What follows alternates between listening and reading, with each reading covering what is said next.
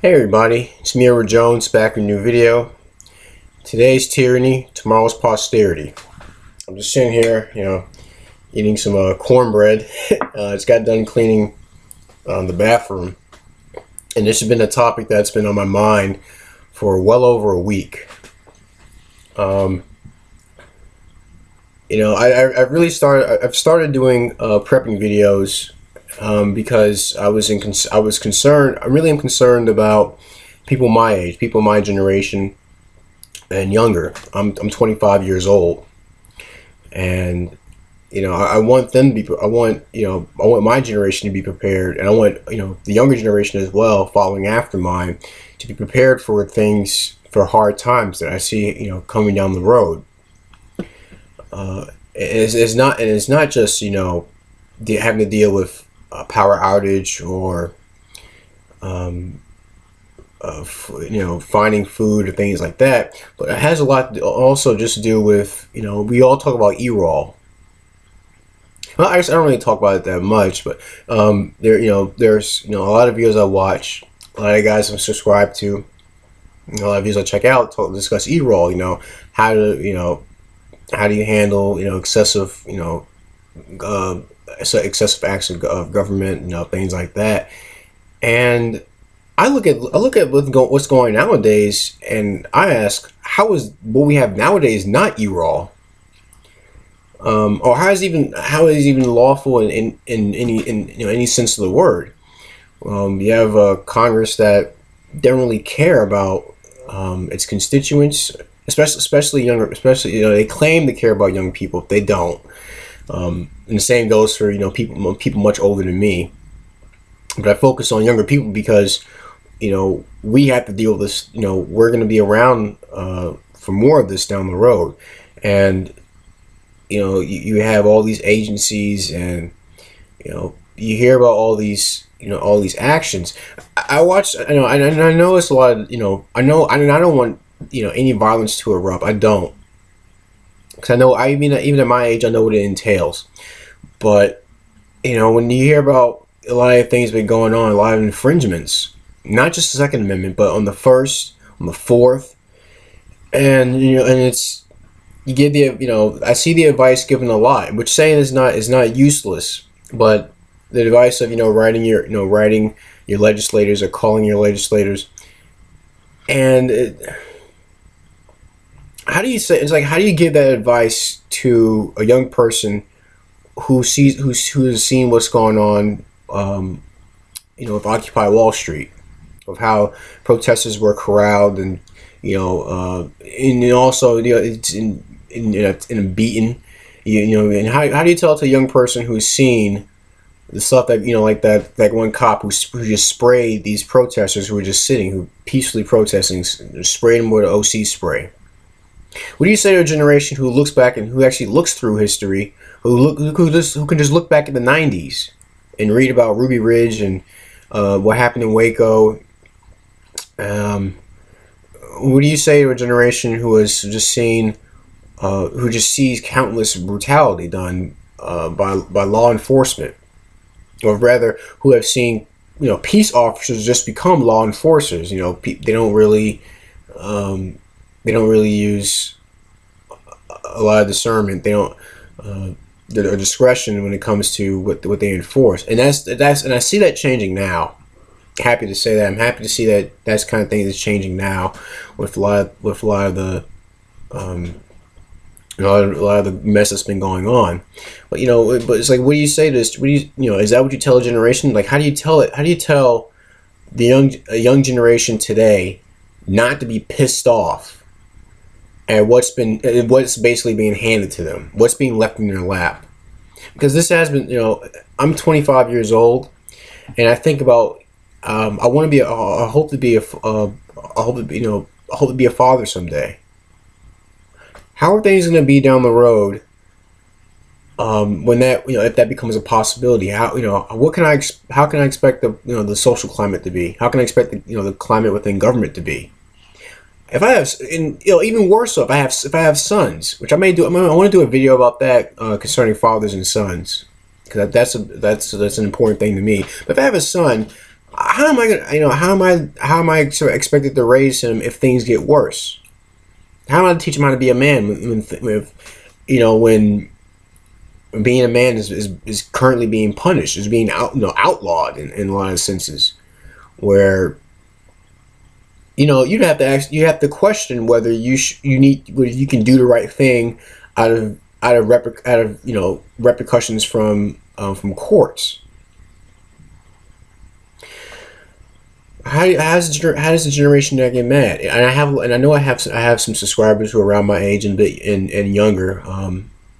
The AR-15 owner, he has a good channel. Prepping Teen. There's Ballistac, and I'm pretty sure there are others out. Wild Dog Shooting. He's a friend of mine. He's a personal friend of mine. And I asked that, how are we supposed to interpret these things that are going on and respond to them? I guess the way our parents have responded to them, or our grandparents have responded to them. I don't know. Things may have been different for a lot of you out there who are much older than I am, where you say that it's how a thing, you're watching things change for the worst. And I imagine that you're still wondering, can you use the same technique? Can you use the same tactics that were used in the past to deal with what's going on now? Look at my my generation is seeing it. Wow, we are being born in such a screwed up society, and to the point where you have a lot of them actually lashing out. Like there was that shooting in Las Vegas where they. From what I gathered, it was that couple, a young couple. They believed they were being tyrannized against. They murdered two cops. What is my generation and generations after mine? What is your posterity supposed to make of all the abuses that are going on? What are they supposed to make of all no knock warrants, where those one I read about where a flashbang grenade was thrown into a toddler's crib? What are they supposed to make of when you hear about cops shooting the family dog? What are they supposed to make of when they're forced to comply with laws that they know are wrong? What is their recourse? How do they combat that kind of stuff effectively? How do they combat it? Because down the road, we all know that this stuff has to be enforced. It's backed by force. That's all it is backed by force. It's not backed by goodwill. It's not backed by it being the right thing to do. It being anything good. It's being backed by someone saying you do this or else. And and like I said, how is my generation and generations down the road supposed to respond to that? If this is what we're being handed, if this is what's being put in our lap, then how else are we supposed to handle it? Now, that's not to say I have written my legislators, and I have called, and that's not to say I won't stop doing it, but I also think about the people who are open carrying. Like, and I did a video where I was talking about why I think open carry is good, and the people who are open carrying long guns, like rifles and shotguns. I wonder how old they are, because I know you can't, because it's illegal to carry. It's legal for anyone under 21 to carry a handgun, but it's okay. But it is legal for anyone between 18 and 21 to carry a long gun. In some states, and I know some other states, it's even younger than that. But what other option do people who are out on their own, who may have families of their own at a young age, what options are they left with? They may see it being viable a viable option to carry an AR-15 or to carry a Mossberg Cruiser. And when I denigrate them for that, no, I won't. I can't, because I don't know the full intentions as to why they're doing it. But I can't assume that everyone who does do that kind of thing is trying to show off or trying to cause a ruckus. If anything, I see they're just trying to exercise their rights. Something I think that's actually been neglected for far too long. I think a lot of people, a lot of people before my time, neglected to exercise their rights and actually stand up for them. I mean, I hate to have to say that, but it just seems like, I mean, how else? I mean, what else explains the reaction thrown towards people who are exercising their rights? What is because society, it scares people? The world is scary. The world is a scary place. Why do you think a whole bunch of us buy guns and practice with them? We know this world is scary. I understand, I understand that you don't want to, frighten people, that you want to turn on, you want to win on, you want to win over fence sitters, but you still have it in your mind that this world is pretty screwed up. And if they see, and if young adults, if that's what they're legally allowed to use for their defense, a right, an AK variant, or any defensive made shotgun, how can you fault them for that? Look what they've been handed.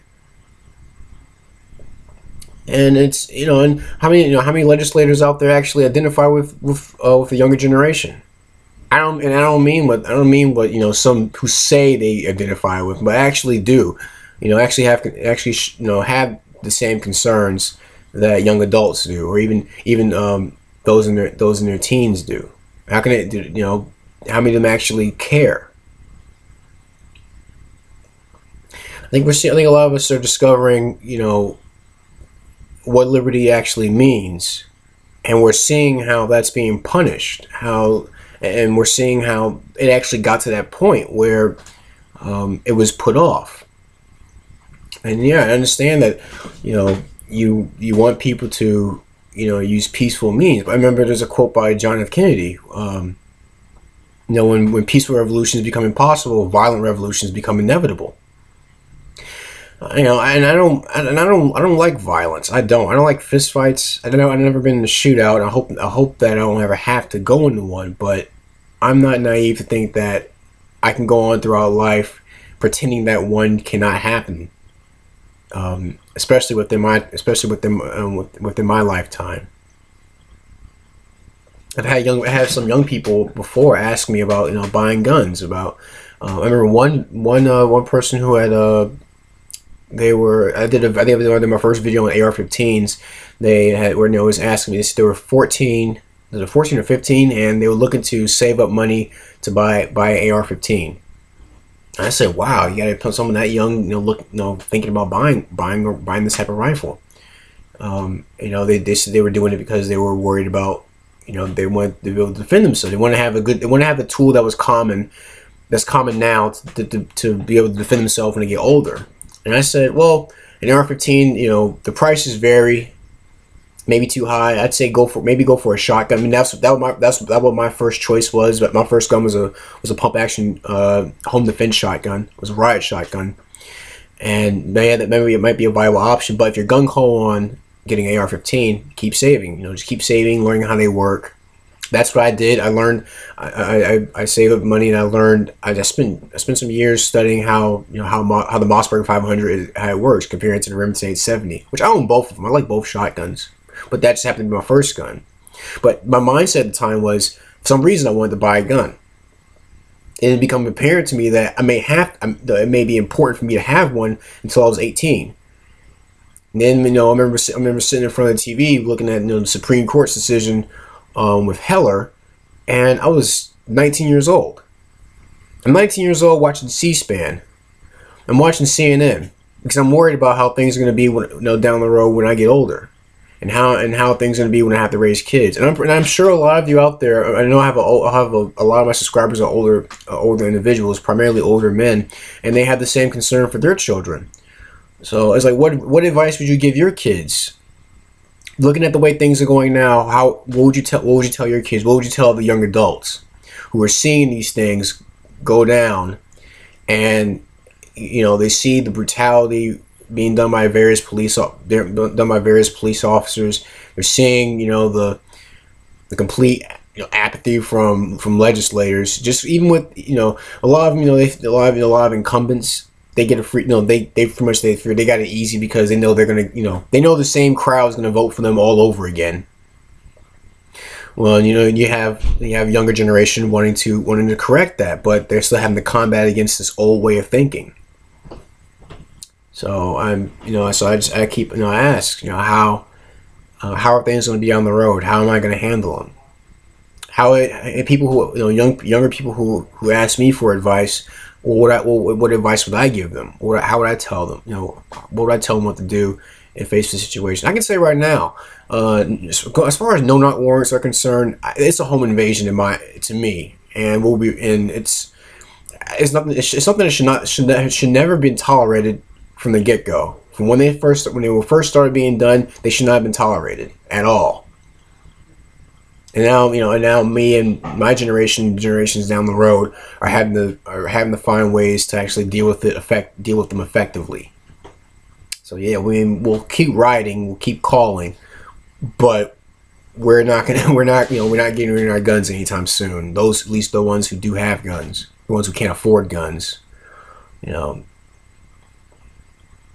also heard the advice, you call a lawyer. Well, who in my age has money for a lawyer? I'm pretty sure it's hard for a lot of families to get lawyers nowadays because everyone's struggling. Especially when it may not have been your house that they were targeting. It was the wrong address. So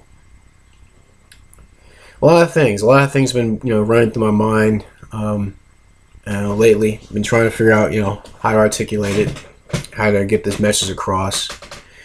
I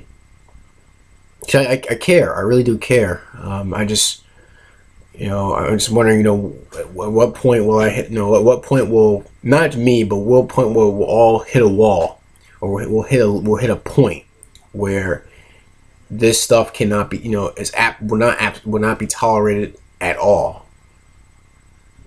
And how we handle it. What will be the, what are the risks? What are the rewards? Are the risks worth it?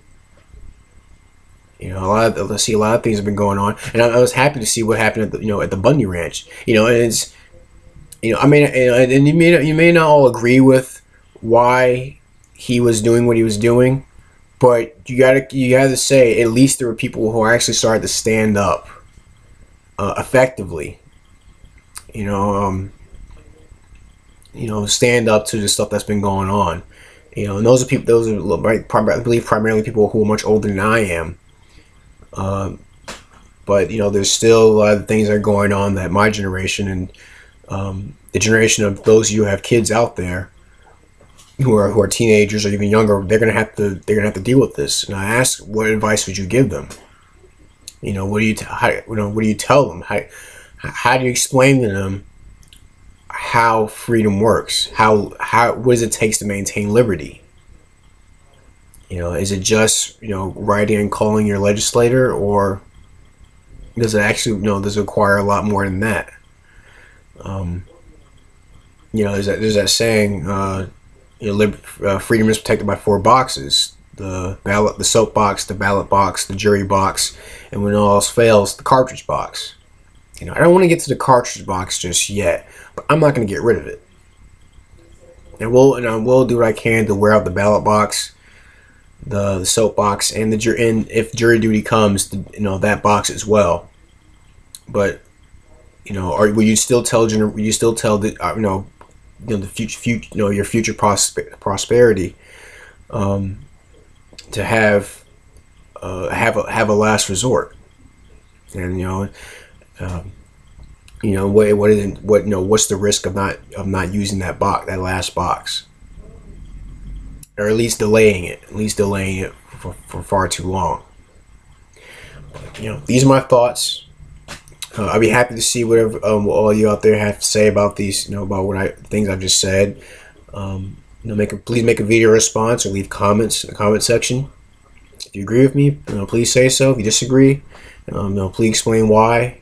If you're in the same age bracket or younger as I am, or maybe a little bit older, please tell me what are your thoughts on these matters. Gripes, complaints, leave them in my my inbox. Just please be respectful to everyone else who views this video. But that's my video. Today's tyranny, tomorrow's prosperity. I'm Edward Jones, and thanks for watching.